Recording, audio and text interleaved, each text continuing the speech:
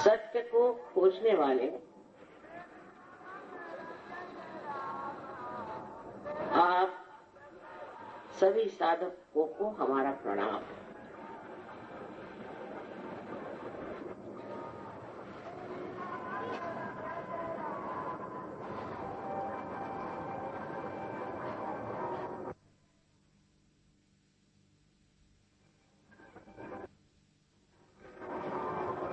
पहले सत्य क्या है वो जान लेना चाहिए, क्योंकि सत्य है वहीं वो अडिग है। उसका हम वर्णन नहीं कर सकते, उस पे कोई वाद विवाद नहीं कर सकते, और जब तक उसका अनुभव नहीं होता है उसे हम जान भी नहीं सकते।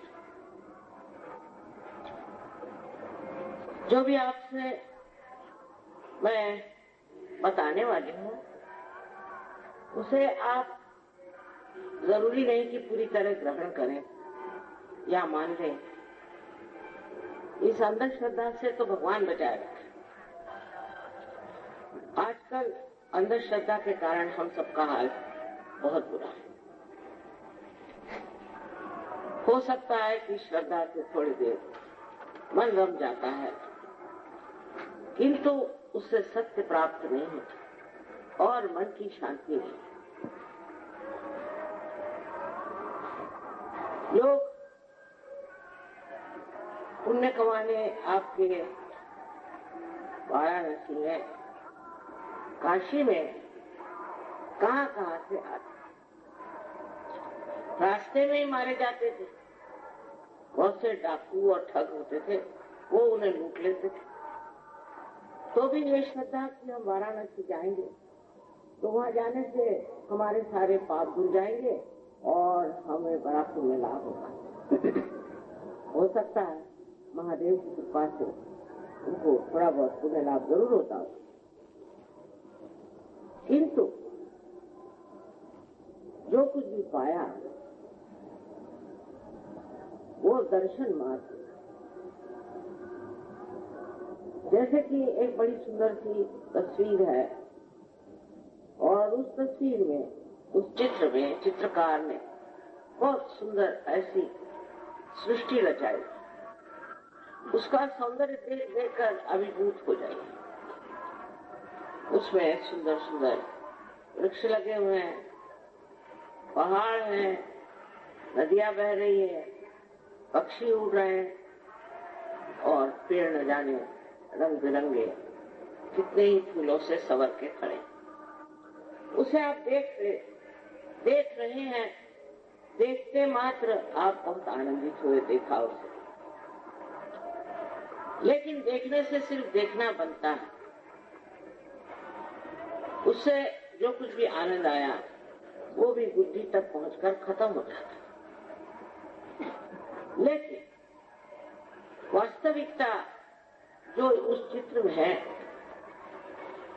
जब तक आप उस वर्षा ऋतु में स्नात नहीं होंगे, उसमें नहाएंगे नहीं, तब तक उसकी असली अनुभूति आपको नहीं हो सकती। इसी तरह बाह्यता आप कुछ भी करें धर्म के नाम, पुण्य के नाम में, सत्य के नाम में, वो बाह्य होता है।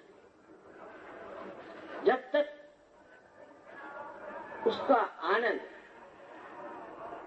आत्मा का आनंद, आत्मानुभूति हमें आती नहीं, तब तक वो आनंद क्षणिक होता है और उसका हमारे ऊपर विशेष परिणाम नहीं। जैसे कि हम देखते हैं लोग, अभी मैं गई थी वहां पुणे, एक बड़ी बड़ी कॉन्फ्रेंस बनाई, उसमें शांति की कॉन्फ्रेंस। उसमें न जाने लोग क्या क्या कह रहे। कोई कह रहा था हमारा धर्म अच्छा, दूसरा कह रहा था हमारा धर्म अच्छा, तीसरा कह रहा था हमारा धर्म अच्छा। हालांकि मैं देर से पहुंची, मैंने ये सब कुछ सुना नहीं था। मैंने सिर्फ ये कहा कि कोई सा भी धर्म जो पालन करता है उससे क्या, उसे कोई रोक सकता है किसी को कर्म से? कोई भी धर्म का आदमी हो, उसको छुट्टी है, उसको कोई बंधन नहीं। वो चाहे जो कुकर्म करे और वो करता है। ऐसा तो नहीं देखा कि एक ही धर्म के लोग कुकर्म कर रहे हैं और दूसरे धर्म के लोग बिल्कुल ही कुकर्म कर रहे हैं। यहाँ से वहां तक देखा जाता है कि ये धर्म की जो भाषा है ये बदलनी पड़ेगी। सिर्फ कहने से कि हम फलाना है, हिंदू है, क्रिश्चियन है, ईसाई है, सिख है, जैन है, बुद्धिस्ट है, जो भी हो, उसे कुछ फर्क नहीं। जब तक मनुष्य अंदर से परिवर्तन को प्राप्त नहीं हो सकता, जब तक उसके अंदर ये बदल नहीं आता, तब तक यही कहते रहेंगे कि ये नामधारी कोई नाम चलाने वाला कोई तो भी है, और फिर उसी नाम को लेकर लड़ रहे हैं, मर रहे हैं। क्या फायदा? आपने असली धर्म को तो पाया ही नहीं। इस बात को पहले समझ लीजिए। क्या आप झूठे बोलते? क्या आप द्वेष नहीं करते? क्या आप दूसरों की चीजें नहीं मारते? क्या आपके मन में पूरी तरह समाधान है?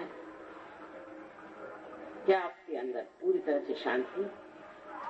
क्या आपके अंदर प्रेम का स्रोत निर्वाज बगैर किसी अपेक्षा के बढ़ता है? वैसे बहते रहता है? ऐसे तो नहीं होता जैसे साधु संतों का हाल था, जैसे सूफियों का हाल था। वो तो आपका हाल होता नहीं है।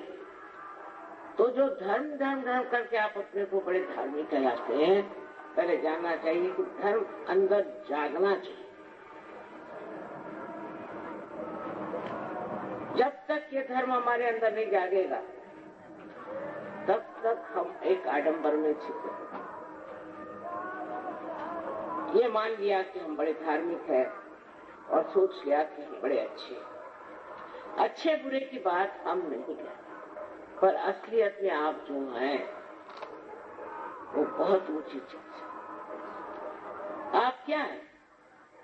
आप ये शरीर, बुद्धि, ये मन, अहंकार, ये बेकार के संस्कार ये नहीं है। आप एक शुद्ध आत्मा हैं, और जब तक आपके अंदर ये आत्मा स्वरूप नहीं आएगा, तब तक आप परमात्मा को तक नहीं पहचानते। कुरान में मोहम्मद साहब ने कहा हुआ कि जब तक तुम अपने को नहीं जानोगे, तब तक आप परमात्मा को नहीं जान सकते। और हमारे तो शास्त्रों में लिखा ही है कि आत्मा को जानो, आत्मा में उतरो, आत्मा को पहचानो। इसी तरह बाइबल में लिखा है अपने को जानो, नो दाइसेल्फ। न जाने कितने बार लिखा गया कि अपने को जानो। लेकिन झगड़ा करो ऐसे कहीं नहीं लिखा, लड़ाई करो ऐसे कहीं नहीं। न जाने कहां से ढूंढ के निकालते हैं आए थे, और जिसके कारण हम धर्म के लिए लड़ रहे हैं, परमात्मा के नाम पर हम लड़ रहे हैं। उसी से नहीं भरा तो भगवान के नाम पर पैसा कमा रहे हैं, उसको बेच रहे हैं हर जगह। क्या परमात्मा को बेच सकते? सच बात है कि बिल्कुल नहीं बेच सकते, लेकिन हम बेच रहे हैं परमात्मा को। और न जाने क्या क्या जब तब साधन करते हैं। कोई हिमालय में जाता है, एक पैर पे खड़ा होता है, और कोई पता नहीं महीनों तक खाना नहीं खाता, शरीर को श्रम देता है, तकलीफ करके सोचता है कि तकलीफ से ही वो परमात्मा को पाए।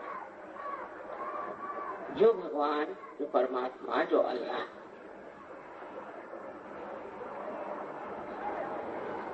जो एक परम पिता परमेश्वर है, वो आपके पिता से कहीं अधिक प्रेम करता है आपसे।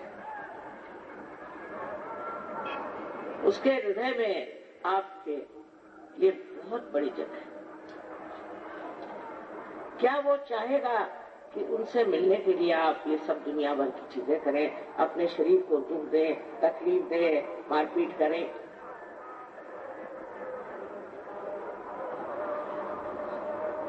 ऐसी ऐसी अजीब अजीब बातें पता नहीं कैसे बना दी गई। मैं देखती मैं हैरान होती, इसकी क्या जरूरत है भाई।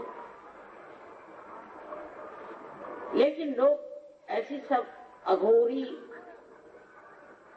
प्रणाली चलाने में बहुत होशियार।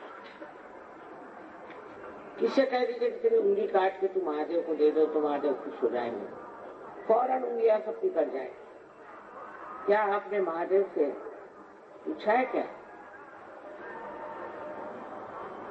क्या आपने परमात्मा से पूछा है? इस तरह की अपनी ताड़ना, अपना छल, अपने को तकलीफ दे करके परमात्मा नहीं है। उसी प्रकार दूसरों को छल के, दूसरों को मार के, दूसरों को ये करके भी परमात्मा कभी नहीं मिले।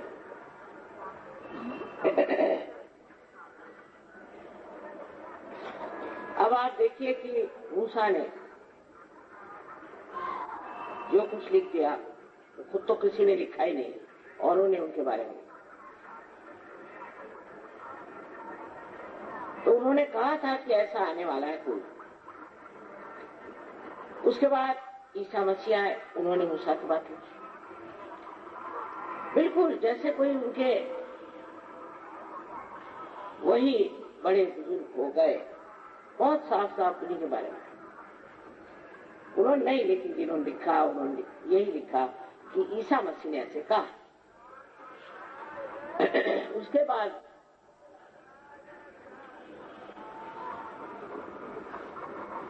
जो मोहम्मद साहब है उन्होंने भी ईसा मसीह के बारे में लिखा बहुत ज्यादा, और इतना ही नहीं, उन्होंने उनकी मां के बारे में बहुत ही ज्यादा गौरव से, इज्जत से उनके बारे में लिखा कि खबरदार अगर उनके इज्जत के बारे में कोई बात करे तो। अब ऐसी 3 किताबें हो गई और ये तीनों आपस में किस सिलसिले में लड़ रहे हैं मेरी आज तक समझ में नहीं आता। जब एक का दूसरा दूसरे से तीसरे ने वर्णन किया हुआ है तो किस लिए लड़ रहे हैं?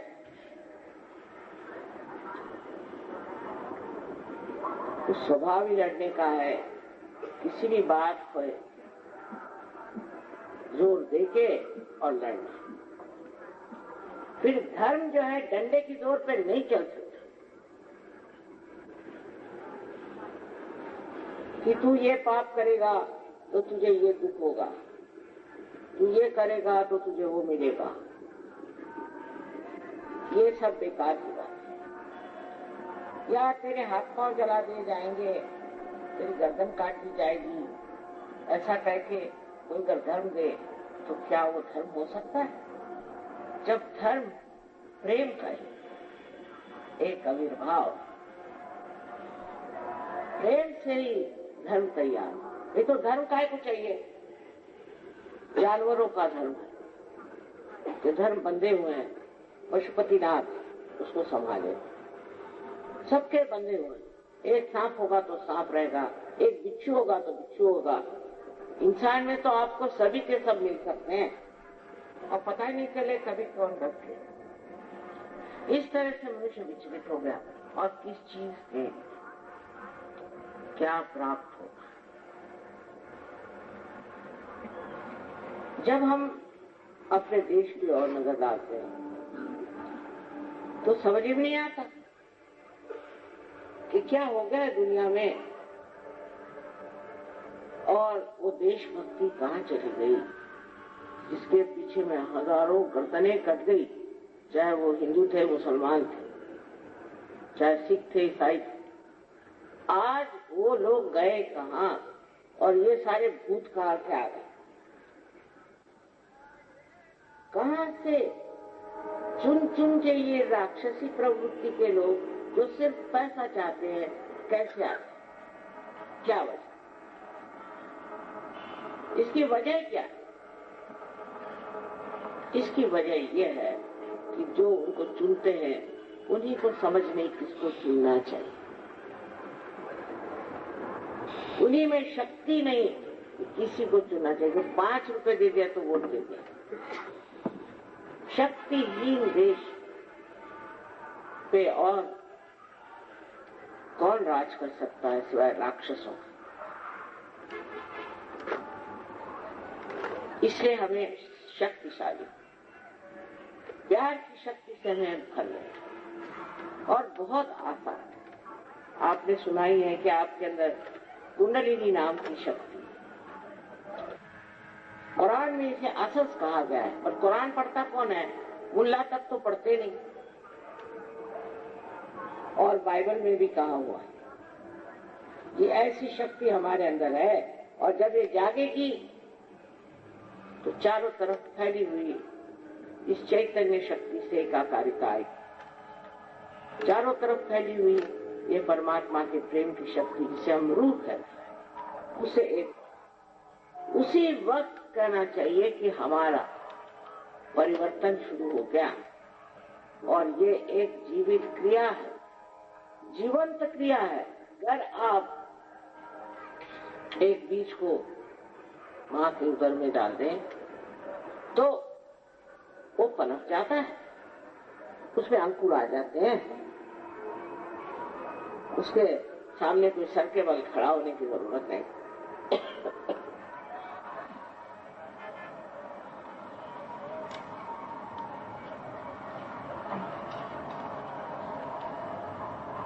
वो पृथ्वी स्वयं ही शक्तिशालिनी है, और वो बीज में भी वो शक्ति है कि वो अंकुरित हो जाए। उसके लिए कोई भी विशेष प्रयत्न करने की जरूरत है। इसी प्रकार आपके अंदर भी ये शक्ति है, वो बनी हुई बैठी हुई वहां शक्ति है। वो फिर आप किसी भी जाति के हो, धर्म के हो, देश के हो, कौन सा आपका रंग हो, कुछ हो, वो सब आप इंसान के अंदर बसी हुई शक्ति। वो जानवरों में उतनी नहीं।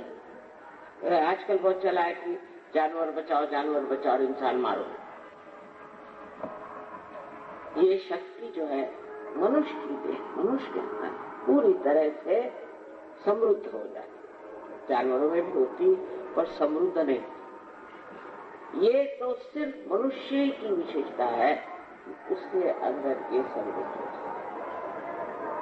और उस समृद्धता में अगर कोई जानकार हो तो कुंडली का जागरण हो जाए। अब ये बताइए कि जब आपने जमीन में बीज लगाया तो कितने रुपए दिए थे उस माँ को, उस भूमि को कितने रुपए दिए थे? तो पहली तो बात ये जान लीजिए कि भगवान के नाम पर किसी को भी एक पैसा देना भी पाप। हाँ, और काम के लिए दे सकते हैं। अभी मंडप बनाया, ठीक है दीजिए, बत्ती जलाई, ठीक है दीजिए, ये जगह ली दीजिए। लेकिन आध्यात्म अपने आत्मा स्वरूप में प्राप्त होने के लिए आप पैसा नहीं दे सकते। इसका मतलब ये है कि वो बिल्कुल व्यर्थ चीज। क्या यह जमीन जानती है पैसा क्या चीज? या परमात्मा जानते हैं कि पैसा क्या चीज है? ये तो हम लोगों ने अपना सरदर्द बनाया हुआ। पर यही बात आप समझ लें कि कोई पैसा नहीं दे सकता, तो जितने भी गुरु घंटाल घूम रहे हैं वो सब अपनी अपनी जगह चले। ये समझ लें, और समझ ये है कि इसके अंदर ये जोत जल गई, वो आदमी ही बिरला, वो एक विशेष स्वरूप प्राण होते। कबीर के जमाने में कितने लोग हो गए, पर हम कबीर ही को क्यों याद करते? नानक के जमाने में कितने हो गए, पर हम नानक को ही क्यों मानते? इसी प्रकार महाराष्ट्र में भी बहुत बड़े बड़े संत साधु हो गए, उनको मारा, पीटा, सताया, उनको इतना छला है इन लोगों ने। इन धर्म मार्तंड लोगों जिनके चरणों में आप रहते हैं, इन पंडितों ने, इन मुल्लाओं ने, सबने इनको छला है और छल छल के इनको मारा है। ख्वाजा निजामुद्दीन साहब को देखिए, किसी की जिंदगी खोल के देख लीजिए कि जहां जहां सत्य की बात हुई आ गए डंडा मारने, क्योंकि इनके पेट पर पैर आता है। लेकिन ये जान लीजिए कि पैसे से काम नहीं। और दूसरा, आप अगर कोई ऐसा करेगा तो उसको करना पड़ेगा। विश्वेश्वर अब जाग गए और जब वो जाग जाते हैं, सोते रहे सोई अच्छे, और जब जाग गए तो न जाने कहां से कहां क्या कहा। इसलिए ऐसे लोगों के पीछे जाना ये भी गलत चीज है। उससे अपनी भी हानि होती है, अपने बच्चों की भी हानि होती है, शरीर की हानि। अगर आपको कोई तकलीफ है तो आप ही उसको खुद ठीक कर सकते। इस कुंडलिनी के जागरण से अनेक चमत्कार आज घटित हुए। अब उनकी बात मैं नहीं करूंगी क्योंकि उसका अनुभव जब तक आपको नहीं आया बेकार है वो बात करना। लेकिन कुंडलिनी के जागरण से सबसे पहले तो आपकी शारीरिक विवेक तकलीफ हो गई। शरीर में जब कोई व्यथा हो तो वो पूरी तरह से ठीक हो सकती है। अब कोई की नहीं होती, ये जरूर है, लेकिन अधिकतर लोगों की शारीरिक व्यथाएं ठीक हो। आप कहेंगे कैसे? तो ये जो चक्र है जिसमें से कुंडलिनी गुजरती है, यह हमारी शारीरिक, मानसिक, बौद्धिक और आध्यात्मिक जो जरूरतें हैं उनको पूरी करती है। और जब इनमें खराबी आ जाती है उसी से हम बीमार पड़ जाते हैं, हमें दिमागी जमा खर्च हो जाता है, या हमारे दिमाग खराब हो जाती है, या और तरह की भी जो तकलीफें हैं इन्हीं चक्रों पे वजह से। अब आप मनुष्य को देखें कि हर समय वो सोचते रहता है, चाहे पढ़ा लिखा हो चाहे नहीं हो, हर एक एडवर्टीजमेंट को देखते रहता, अखबार को देखता रहता, उससे भी चैन नहीं कि वो सोचता ही रहेगा। अबे क्या सोच रहे, सोचने की क्या जरूरत? जिस दिमाग से आप सोच रहे हैं वही एक बड़ा भारी झूठ। वो दिमाग आपने बनाया अपने अहंकार की वजह से और अपने संस्कारों की वजह से। इस दिमाग से परे गए बगैर आप उस चित्र में नहीं जा सकते जिसका मैं वर्णन कर रही हूँ, और उसका आप अनुभव नहीं ले। इसलिए जरूरी है कि हमें इस चित्र से, इस मन से परे जाना है जहाँ कोई विचार नहीं। अब देखिए, इस वक्त आप अपने को सोचिए कि हम कहें आप वर्तमान में खड़े हो जाए, आप नहीं हो सकते। या तो आप भविष्य में रहते हैं और या तो आप भूतकाल में। एक विचार उठेगा भूतकाल से, एक उठेगा भविष्य से, बस उसके ऊपर आप नाचते रहते हैं। जब कुंडलिनी का जागरण होता है तो ये विचार ऐसे लंबे बीच में जो जगह बनती है वही वर्तमान है, और वर्तमान ही यथार्थ है, वर्तमान ही सच्चाई है, और वर्तमान ही रियलिटी। जब आप निराकारिता में आते एकदम, तब आपके अंदर शांति प्रस्थापित होती है। आप शांत, मुझे कहना नहीं पड़ेगा, आप शांत होकर के देखते हैं। अब देखना मात्र बनता है। जैसे कि एक भीड़ से निकल के आप पहाड़ी पर चले जाएं, तो वहां से आप देख रहे हैं कि क्या क्या चल रहा है भीड़। अब आप भीड़ से घबराते हैं। अगर आप पानी में खड़े हैं और बड़ी बड़ी लहरें आपको भयभीत कर रही हैं, आप डर रहे हैं, तो पर किसी तरह से आप एक नाव पे चढ़ जाए तो आपको इतना भय नहीं लगेगा। आप देखेंगे, आपको मजा भी आएगा कि लहरें देखें। लेकिन अगर आप तैराक हो गए तो आप कूद करके हजारों को बचा सकते हैं। आज वही समय आ गया एक दीप से अनेक दीप जगा के इस देश की जो दुर्दशा है उसको ठीक करने के लिए आप सबको जागना होगा। तब आपके अंदर असली धर्म जागेगा और आप हैरान होंगे कि उसमें सारे ही धर्म समाये हों। एक ही विश्व का धर्म बन जाएगा। लेकिन जो अंदर अपने अंदर भिना हुआ ऐसे आदमी फिर झूठ नहीं, पैसा नहीं खाते, लालच नहीं करते और सबसे बड़ी ये शांति में बैठे। शांति के नाम पर बड़े अवार्ड्स मिले और वो सब लड़ाका लोग हैं, मैंने देखा है, बड़े झगड़ियालू। शांति सिर्फ अपने अंदर, हर एक मनुष्य के अंदर प्रस्थापित हो सकती है, जम सकती है जब वो वर्तमान में आए। तो वो देखता है, हाँ है, फ्यूचर होगा तो होगा और पास्ट होगा तो होगा, भविष्य होगा तो होगा और भूतकाल होना तो मैं तो अपनी शांत देख रहा हूं सब चीज। और जब ये दशा आ जाती है तब शांति की एक और भी बात विशेष होती है कि आपको किसी चीज की चिंता नहीं रहती, चिंता रह नहीं जाती, चिंता छूट जाती है, पर जिस चीज की चिंता होती वो चीज भी ठीक हो जाती है। वो कैसे? वो ऐसे कि आपका जो चित्त, आपका चित्त खुद ही प्रकाशित हो। जब आपका चित्त प्रकाशित हो जाता है और आपका चित्त चिंता से पूरी तरह दूर हो जाता है, तब उस प्रकाश में वो चिंता छिप जाती। लोगों के ऐसे सवाल थे जो एकदम ठीक हो गए, वो शांति से बैठे थे कि हमने कुछ किया ही नहीं मां और सब ठीक हो गया।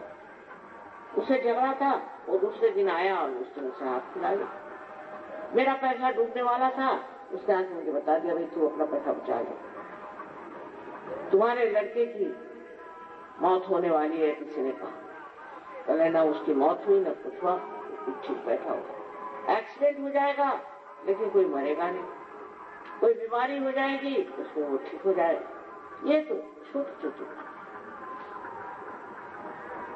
न जाने कहां से कहां मनुष्य पहुंच जाता है, क्योंकि उसे शांति और सबसे बड़ी चीज है समाधान।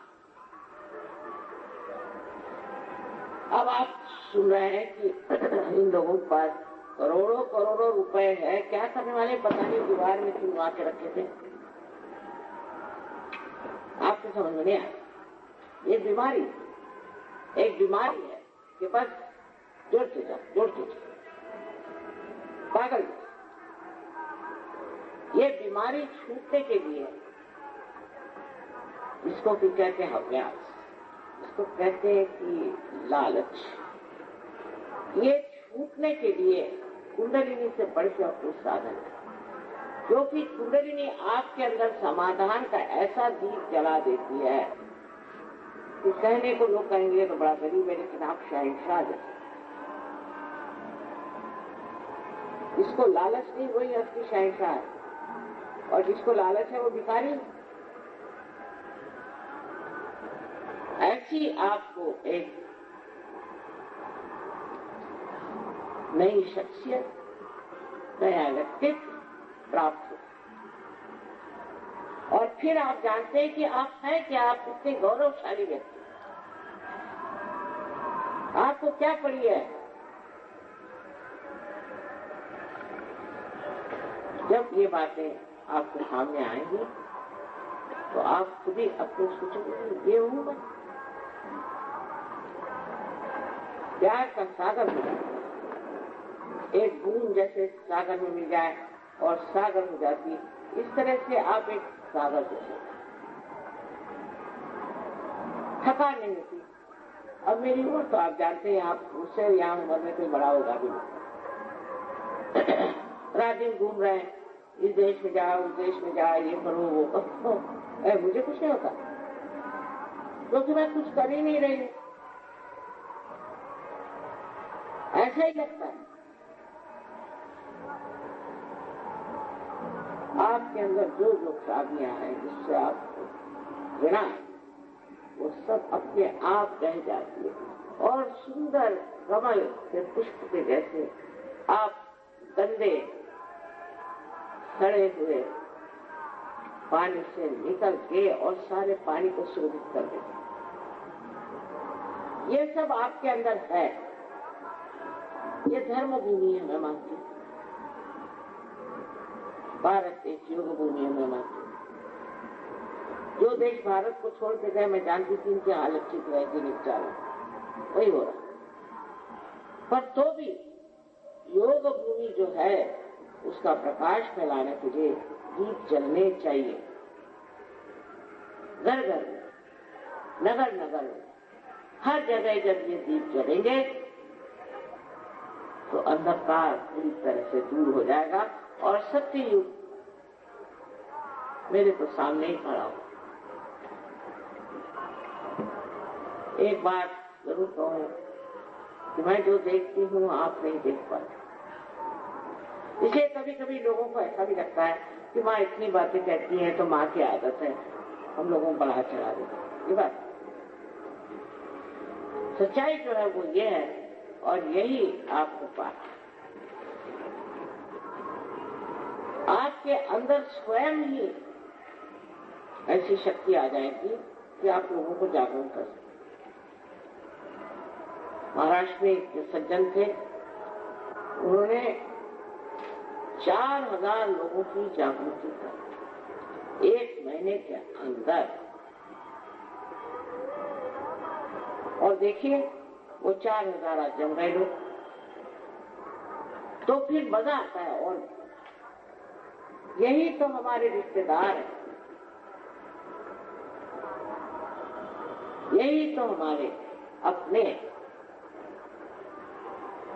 एक आदमी को तकलीफ हो जाएगा तो सारे विश्व में हलचल मच जाती है और एक एक सहयोग का नाम आप जान जाए, एक एक को आप पहचान लेंगे। इतना विशाल सहज का आंगन और उसमें सब आपस में एक। सब ये जो बेवकूफियां हैं इसके लिए लड़ रहे हैं, मर रहे हैं, इसको देख के हंसी आएगी। इतना ही नहीं, अपना जो समाज है, अपनी जो आसपास की जो बस्ती है, जो बहुत ओछी छोटी बातों में उलझी हुई है, वो सब आपको समझ में आएगा और आप स्वयं ही नैतिक हो जाएंगे। मुझे कुछ कहना ही नहीं पड़ेगा,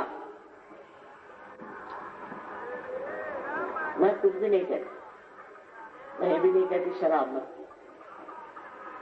मैं कुछ नहीं कहती। तो कहते ना जब हमारी गली में आएंगे तो देखेंगे, तो जब आप अपनी ही गली में जाएंगे तो ये कुंडलिनी जो है आपको ऐसी स्थिति में ले जाकर दिखा देगी कि आप ही बदल जाए, हीरा जैसे तराश के ऐसी आपकी स्थिति। तो बेकार में हम ये धर्म वाले, हम वो धर्म वाले कह के आप धार्मिक नहीं। धर्म अंदर जागना चाहिए। विश्व का धर्म आपको लगा, विश्व निर्मल धर्म हमने इसका नाम रखा है। वो रशिया में रजिस्टर हो गया, अमेरिका में हो गया, हिंदुस्तान में नहीं हो सकता, क्योंकि वो कहते हैं यहाँ इतने धर्म है, हम कैसे एक धर्म माने। इतने धर्म इसलिए चाहिए कि लड़ेंगे आपस में, अच्छा रहेगा सबके लिए, पॉलिटिशियंस के लिए भी। इसलिए एक धर्म हो जाएगा तो फिर कैसे क्या करेंगे। लेकिन है तो एक ही। ये लोग हैं यहाँ आए, आपके देश में बनारस को बहुत मानते हैं, ये आपके भारत भूमि को इतना ऊंचा मानते हैं कि जब ये बंबई में उतरते हैं नीचे तो जमीन को छूते हैं और कहते हैं कि ये तो योग भूमि। उनको चैतन्य दिखाई, हम लोग को वो काहे में कर्म कांडों में खोए हुए। रशिया में देखिए जिन्होंने कभी भगवान सुना नहीं, किसको कुछ मालूम नहीं, वो तो एकदम साफ सुथरी चीज, और ऐसे चिपक गए हमसे कि कुछ पूछे ही नहीं। और लाखों की तादाद में हमारा प्रोग्राम स्टेडियम में होता है, कम से कम 18 आदमी उसमें बैठते हैं, तो भी बार 4-6 हजार खड़े रहते। ये रशिया में हो रहा है, जहाँ भगवान का नाम नहीं, जहाँ बनारस जैसी धर्मभूमि नहीं है, और यहाँ क्या सोचना चाहिए कि कुछ न कुछ हमारे अंदर गड़बड़, इस गड़बड़ी को ठीक करना और उस परम आनंद की स्थिति पहुंचना। अब आपका, मैंने कहा, चित्त प्रकाशित होता है, उससे जहां भी आपका चित्त जाएगा वहां वो कार्य, वहां शांति करेगा, वहां अमन पहुंचाएगा, वहां कोई अगर बीमार होगा तो आपका चित्त मारे, क्योंकि आपके चित्त का जो संबंध हो गया है, ये चारों तरफ फैली हुई सूक्ष्म परमात्मा की प्रेम की शक्ति से। अब ये है, इसका अगर कनेक्शन ही नहीं हो तो मैं क्या बोलूंगी। जैसे ईथर से आप देखते हैं कि आपका रेडियो आता है, वैसे ये सूक्ष्म ईथर है, लेकिन इतना बलशाली और इस कदर नाजुक और इस कदर तत्पर कि आप हैरान हो जाते कार्य कैसे, ये किस तरह से चीज घटी, इसका आप करते हैं, इसका आप अनुभव और जान लीजिए कि परमात्मा है। इतना ही नहीं, और इनकी सर्वशक्तिमान जो बड़ी भारी, इसे हम परम चैतन्य शक्ति कहते हैं, इसे हम रूप कहते हैं, विद्यमान है, और उससे जब हमारा संबंध हो जाता है, यही असल में योग, और इस योग को प्राप्त करने का अधिकार, जन्मसिद्ध अधिकार आज है। खासकर कल युग में तो विशेषकर यही कार्य हो रहा है और होना चाहिए। बनारस जैसे बड़े पवित्र स्थान पर ये कार्य और भी जबरदस्त होना चाहिए, और क्षेत्र में लोग जो हैं तो न जाने कहाँ से, न जाने क्या करते रहे। क्षेत्र में जहाँ की कार्य ज्यादा होना चाहिए, वहाँ सबसे कम।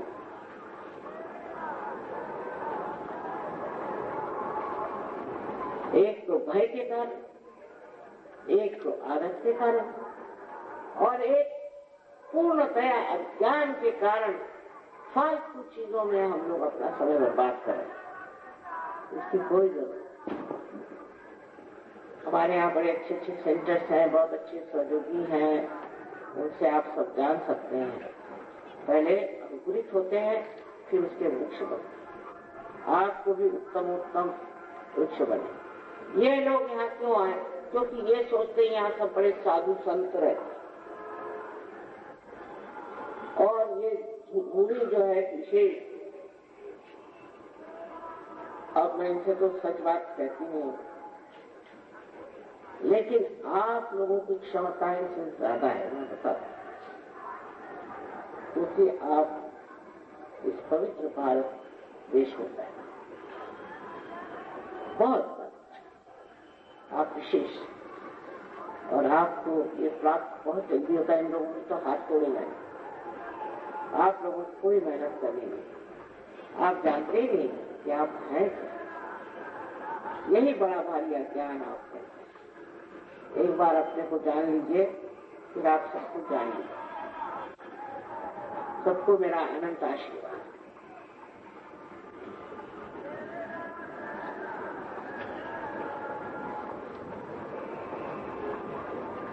अब इस कार्य में 10 मिनट से ज्यादा नहीं लगता, लेकिन एक बात है, कोई मैं जबरदस्ती नहीं करती। अगर आपका मन नहीं है तो आप कृपया चले जाइए, वही अच्छा रहेगा मेरे लिए और आप। कृपया आप 10 मिनट से ज्यादा नहीं, लेकिन इतने 10 मिनट कम से कम शांति से बैठे। इतना अगर आप कर सकते हैं तो बड़ी मेहरबानी। दूसरी बात ये, आप तशरीफ करके सब आप बैठ जाइए, वो अच्छा रहेगा। बैठने से मैं भी किस भूमि कितनी इस दूरी पर बैठे, इसी से तो मुझे बड़ा फायदा होने वाला है। लेकिन जो लोग कुर्सी पर भी बैठे वो सिर्फ पैर से अपने जूते हटा लें, और सभी लोग जूते हटा के बैठे थे। जब हम इंग्लैंड में पहली मरतबा कहा लोगों से कि आप जूते हटाइए, तो आगे लोग तो उससे चले गए, इसलिए वो जूतों से चिपके थे, वो आज कहां से कहां पहुंचे। मेरे पिताजी कहते थे सब करना बाबा, पर अंग्रेजियों को हिंदी भाषा मत सिखाओ। और अभी आप सुन लीजिए हिंदी भाषा। 3 महीने में राजदारी करने लगे। ऐसी कव्वाली सुनाते हैं 3 महीने के अंदर, तो लोग कहेंगे वाह कहां से आप, जैसे कोई गंधर्व नगरी से चले आ। ये सहयोग से लाभ हो जाता है कि मनुष्य में अनेक जो उसके छिपे हुए हैं वो सामने आते हैं। जिन्होंने कभी एक पंक्ति भी नहीं लिखी वो कविताओं पे कविताएं लिख रहे हैं। जिन्होंने कभी भाषण नहीं दिया, जो कभी स्टेज पर नहीं आया, वो भाषण दे रहे हैं। आपसी प्यार देखकर मन बात हमारे प्रोग्राम में 65 देशों से क्या कुछ ज्यादा 70 देशों से करीब लोग आते हैं। कभी कोई झगड़ा नहीं, कोई वाद विवाद नहीं। हाँ, मजाक काफी चलता, वो तो होना चाहिए दोस्तों में। और नहीं सुना ये कि उसकी दीदी उसके साथ भाग गई, उसकी लड़की उसके, ऐसा कभी होता ही नहीं है, सवाल ही नहीं।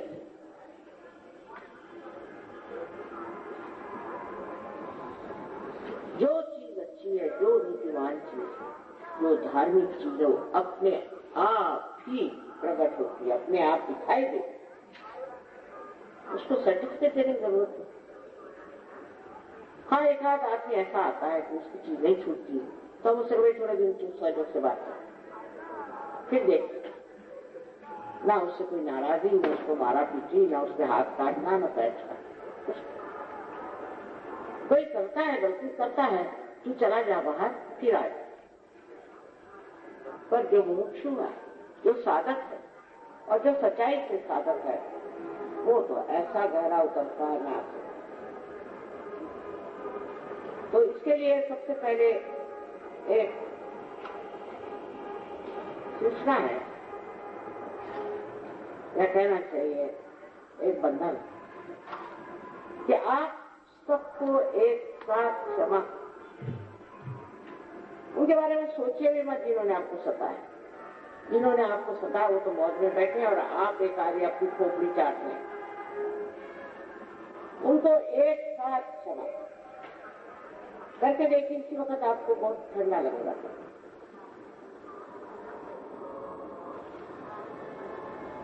फिर दूसरी बात है, कहीं भी जाए आप, मंदिर में जाओ, मस्जिद में जाओ, चाहे क्षेत्र में जाओ, कहीं वो यही बताएंगे तूने ये पाप, तू पाप।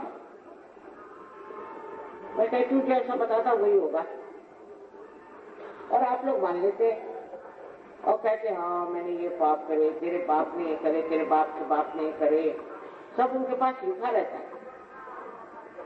और उसके लिए तू ये दे, तू वो दे, और आप चले दे।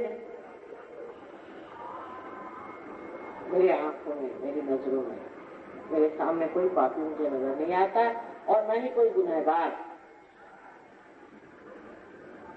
माँ के लिए कभी कोई बेटा को ठुका नहीं।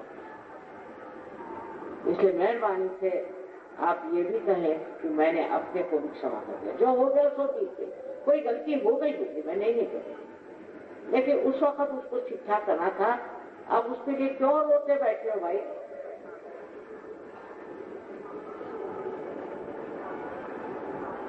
तीसरी चीज और भी मैंने देखी जो आज करती हूँ, बहुत से लोगों को किसी न किसी बात का बहुत सदमा हो जाता है। किसी का बाप मर गया, तो किसी का बच्चा मर गया, किसी की माँ मर गई। तो इसमें समझ कि 2 आदमी आज तक साथ मरते हैं। हमने तो सुना नहीं कि कोई मियाँ बीवी एक साथ मर गए हो। तो जब ये बात है तो इसका मतलब ये है ये विधि ने ही ऐसा बनाया है कि हमको जब मरना है तब हम मरते हैं, और मरने के बाद रोने वाले भी रोते रहते हैं। हो गया, जिस वक्त मर गए हो गया, रो लिया, काम खत्म।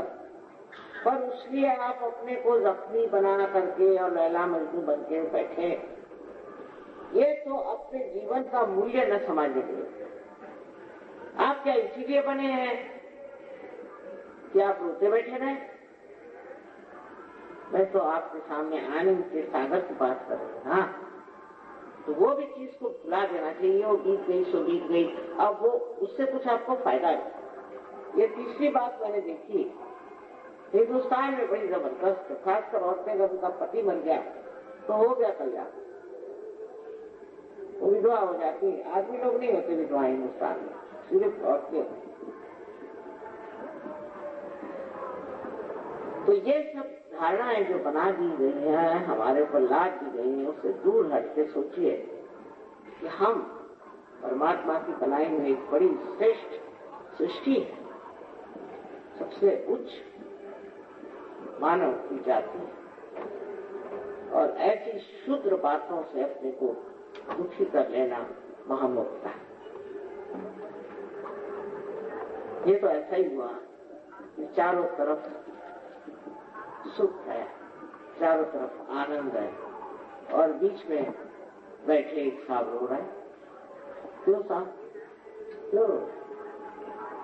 अब रोना ही अच्छा लग रहा मुझे, तो मैं क्या करूं? ऐसे ऐसे भी लोग आजकल। एक बड़ी अच्छी गाने वाली है लाहौर की शेख रेशमा, वो पाठ, उनके आंख में चमक। तो उनसे जब वो गाने लगी तो उनसे किसी ने कहा कि साहब आप तो बहुत हंसी मजाक से बोलती हैं, सब कुछ करती हैं, पर जब गाती हैं तो रोने के गाने क्यों गाती हैं? आप हर समय आप रोने गाने गाते हैं। तो देहात की है ना, तो पहले मरे ये शायर, ये सिर्फ रोने के गाने लिख के मैं क्या करूं? तो वो शेर व शायरी भी आपको मेहरबानी, और इस वक्त में यह अंदाज करें कि आपको एक आनंद के महल में चले, इस विश्वास के साथ आप बैठे। तो पहले आप अपने को माफ कर दीजिए, बहुत जरूरी है। नहीं तो ये चक्र पकड़ता है, इसके पकड़ने से अनजाएगा, न जाने कितनी बीमारियां हो जाए, और कुंडलिनी भी नहीं चलेगी क्योंकि आपका चक्र खराब है। फिर ये चक्र पकड़ता है जब आप दूसरों को माफ करते। अब ये ऐसा है, ये चक्र पकड़ा, ये खुल ही नहीं सकता जब तक आप माफ कर दो। तो जैसे आप माफ करते हैं खुल जाए। इसलिए आप सबको एक बार मेरे कहने से माफ करो।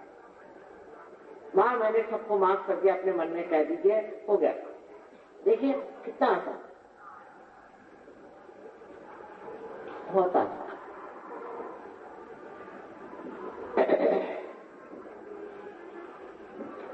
अब एक और विनती करनी है कि मैं तो माँ हूँ, माँ के सामने टोपी लगाने की जरूरत है। तो माँ के सामने तो टोपी, वो कोई मिनिस्टर होंगे उनके सामने टोपी लगाना, तो आप अगर टोपी उतार सके तो अच्छा रहेगा। तो फिर ब्रह्मरंग का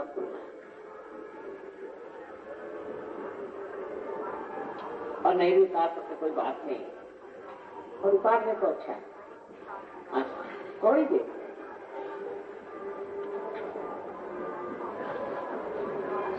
अब आप लोग दोनों हाथ मेरी और इस तरह से बिल्कुल ऐसे सादे, कोई खास बात नहीं। अब उसमें भी सोचने लगेंगे कि ऐसा होगा तो क्या होगा, ऐसा होगा, कुछ नहीं, सादगी से यूं हाथ खोल दीजिए और उंगलियां भी खोल, सब लोग करें। I hope you understand what I'm saying and what we are supposed to do. You've done it many a time. So please put your hand towards me, a little higher than that. Thank you. अच्छा,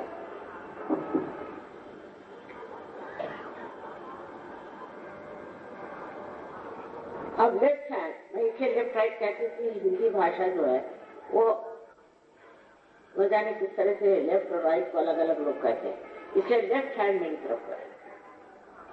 और sir झुका के right hand से देखें कि ये जो तालू भाग है, जो कि एक नरम सी हड्डी है, उसके ऊपर अधर में अपना राइट हैंड पहले सर झुका लें और राइट हैंड उसके ऊपर रखें, कुछ ऊपर कुछ नीचे, जहां भी देखिए कि ठंडी या गर्म हवा उसमें से आ रही है। आप ही के अंदर से, अब शंका मत करिए, आप ही के अंदर से ठंडी या गर्म हवा आ रही है। अगर आपने क्षमा नहीं किया हो अपने को और दूसरों को तो हवा गर्म रहे, इसलिए अब भी उसे आप ठंडी करें, क्षमा करें, अपने को भी और दूसरों को भी।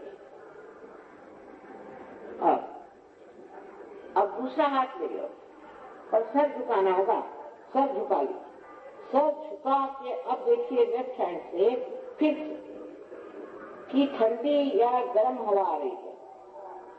अब भी फिर से आप अपने को और दूसरों को पूरी तरह से, पूरे विधि से क्षमा।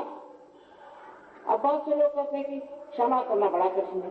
बिल्कुल नहीं, आप क्षमा करें या न करें, आप करते कुछ नहीं है, कुछ भी नहीं करते। पर आप जब क्षमा नहीं करते तब आप दुष्टों से हाथ फेरते हैं, इसलिए आप क्षमा करें।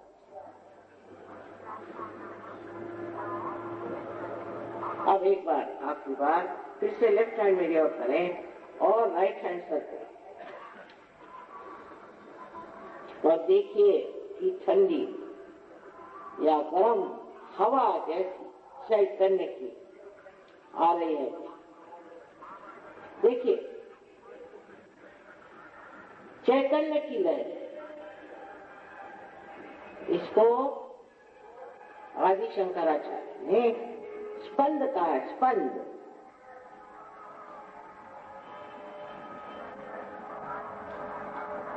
यही वो शक्ति है, जान लीजिए। इसे मैं कुंडली नहीं कहती हूँ, वो आपके तालू से निकल गई। अब आप दोनों हाथ मेरे और ऐसे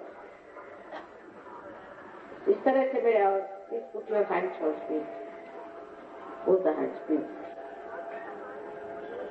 और अब मेरी ओर देखिए, मेरे और देखिए और सोचिए। देखिए आप कर सकते हैं क्या? बिल्कुल नहीं सोचिए।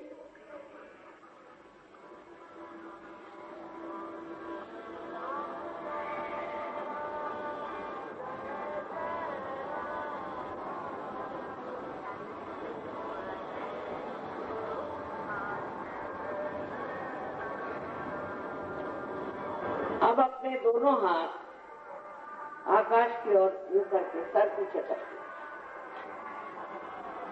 और अपने मन में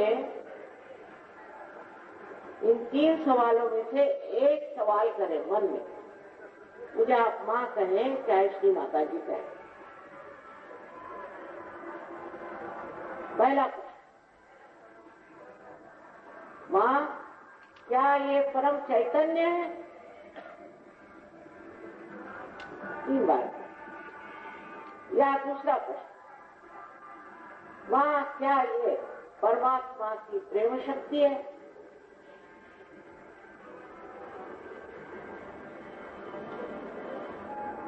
तीसरा प्रश्न, क्या माँ ये रूह है जिससे रूहानी जिंदगी मिलती है?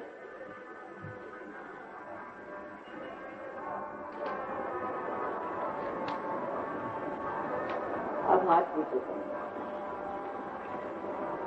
और फिर से दोनों हाथ मेरे ओर करें और न सोचें, सोचिए। Please put both your hands towards me and don't think.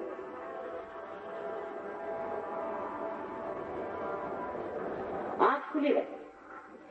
Please keep your eyes open.